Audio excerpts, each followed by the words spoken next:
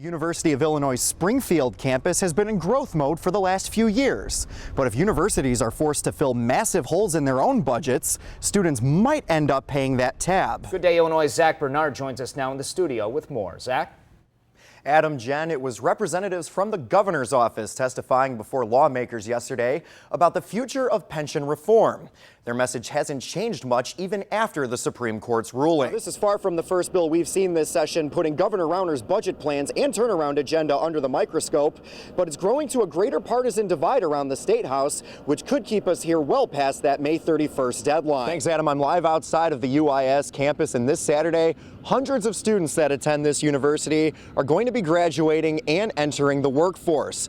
But what does the job market look like for them in life after college? While bankruptcy may look like an attractive option to some local governments, McCarty insists that Springfield wouldn't consider it unless the city faced dire financial circumstances. Thanks, guys. This afternoon, we heard strong words from Auditor General Bill Holland about how vital his position is in keeping state agencies and government honest and accountable. He says that his job was always a challenge. Today was indeed the final scheduled day of spring legislative session, but it was a foregone conclusion all weekend that lawmakers were going to be here throughout the summer.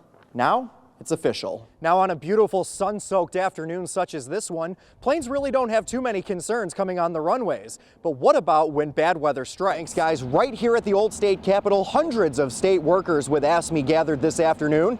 Their focus? Locking in what they call a fair contract with Governor Bruce Rauner and the state of Illinois before the current deal expires on June 30th.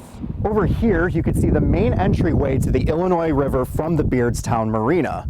To your right, you can see a cut that was man-made in order to gain further access to the Illinois River, but that has bled into the main access point of the Illinois River, so we find ourselves back at square one. This is the 3rd Street underpass down Capitol Avenue, which has been badly damaged over time due to heavy traffic and poor weather conditions. And if lawmakers and road advocates can't agree on infrastructure issues, the problem may get worse before it gets better. Today's debate on the floor opened the door to budget talks for the next fiscal year, but with only 4 weeks left until session possibly goes into overtime, the partisan divide seems to be growing wider every day. Now, despite the gridlock between both parties, a lot of lawmakers say they still think they can be out of here by Sunday, saying things move rather quickly under the dome. Now that the legislation has passed out of both chambers of the General Assembly, they'll be heading to the governor's office, where he says he plans to sign them as soon as possible.